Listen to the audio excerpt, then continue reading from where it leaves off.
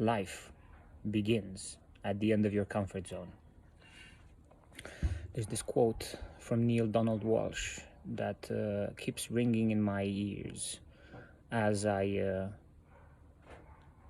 have awakened to the first day here in Costa Rica, after doing something that even my own mind thinks is a bit irrational, illogical, and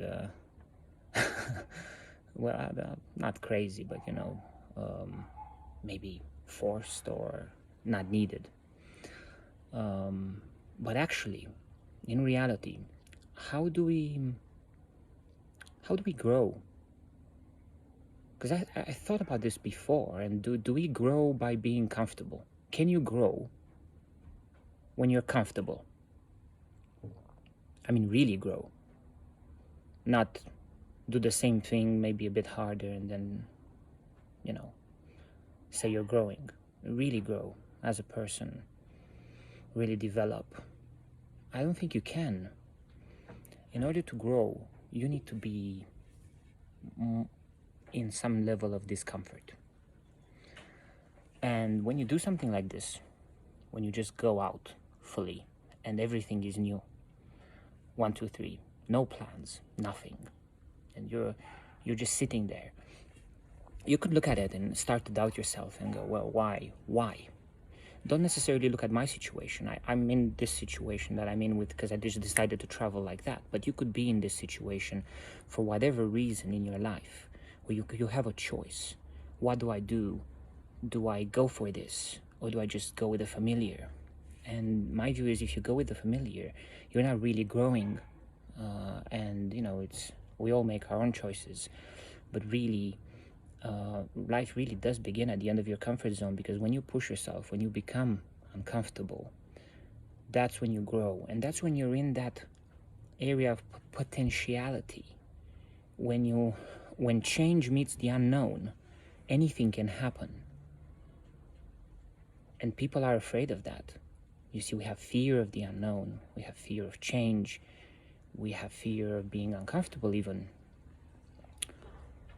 But that's fear. What is fear? It's certainly the opposite of love. And everything really is made of love. I'm trying to fully find that out. I think we all are. Now, if you're in fear, you're pretty much as far away from life as you can be. Your mind might trick you into believing that fear is this mechanism that you need. Yeah, egoically, you need the fear for survival. Look around you. Is anybody stabbing you? Is there anybody going to shoot you anytime soon? I mean, some people are in that situation, really. Think about it, but you're probably not. You don't need the fear that you have. Definitely not the fear of the unknown and the fear of change. That's locking you in place. It's keeping you from growing. It's keeping you from blossoming into that beautiful life that you can be. So, yeah, I think, it's important.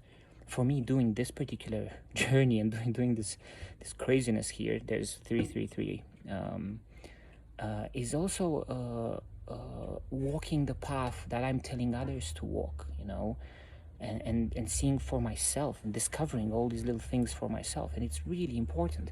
And I was talking to you about synchronicities. Well, think about it. These synchronicities, they keep happening to me. Like all these numbers that I'm being followed on. They're following me here in Costa Rica. I forgot my charger wasn't working. I didn't have an adapter. I had all sorts of issues.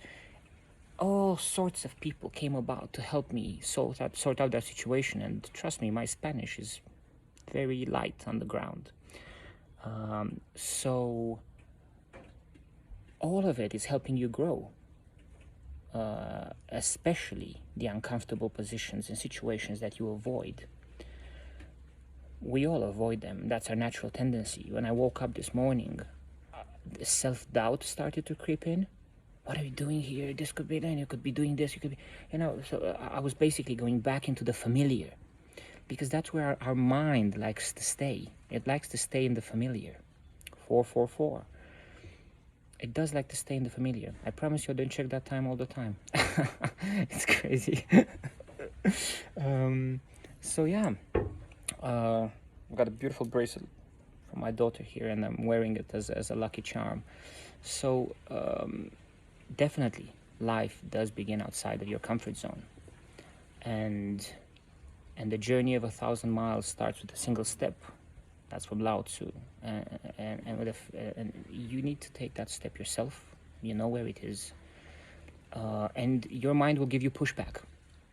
That's partly why I'm filming this, is to tell you that you will get pushback.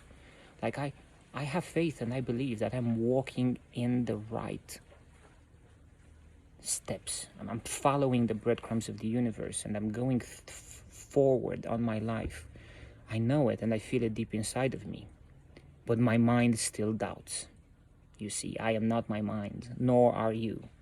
The mind has a role, and it's about working together. Like I said in some of my other videos, it's not about ego death, it's about ego integration. 555. It's about becoming this whole-rounded being.